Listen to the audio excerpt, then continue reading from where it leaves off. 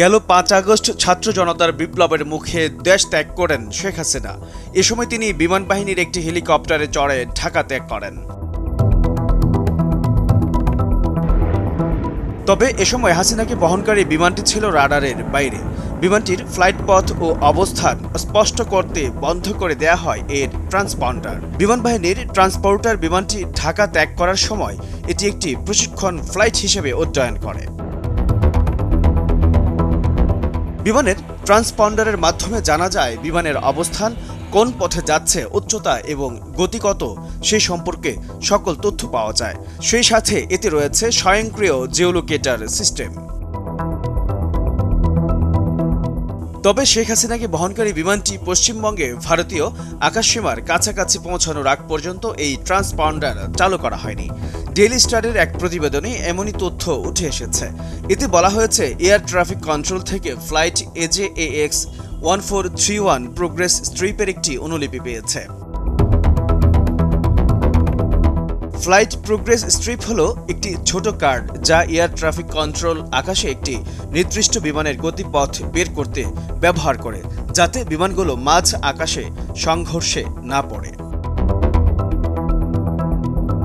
Flight progress strip থেকে জানা গেছে, শেখ হাসিনার বিমানটি ৫ আগস্ট বিকাল ৩টা ৯ হজরত শাহজালাল আন্তর্জাতিক বিমানবন্দরের পশ্চিমে ঢাকার বঙ্গবন্ধু এয়ারবেস থেকে উড্ডয়ন করে। লকহিড C-130 হারকিউলিস বিমানের ককপিট এবং ঢাকার ATC এর মধ্যে রেডিও যোগাযোগের একটি রেকর্ডিংও পেয়েছে গণমাধ্যমটি।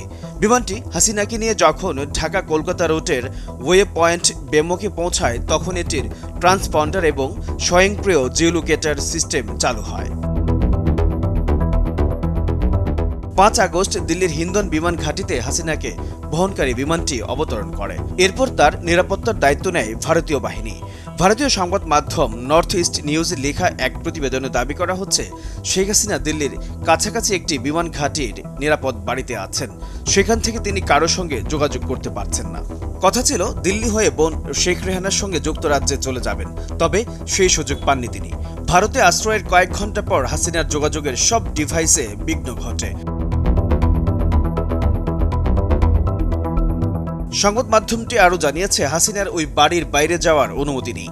এমনকি ঘাঁটির ভেতর সেনাদের জন্য থাকে একটি সুপার শপেও যাওয়ার সুযোগ পান না তিনি, অথচ তার বাড়ি থেকে সুপার শপটিতে হেঁটে যাওয়া যায়। এমনকি এখন পর্যন্ত মেয়ে পুতুলের সঙ্গেও দেখা করার সুযোগ পাননি শেখ হাসিনা।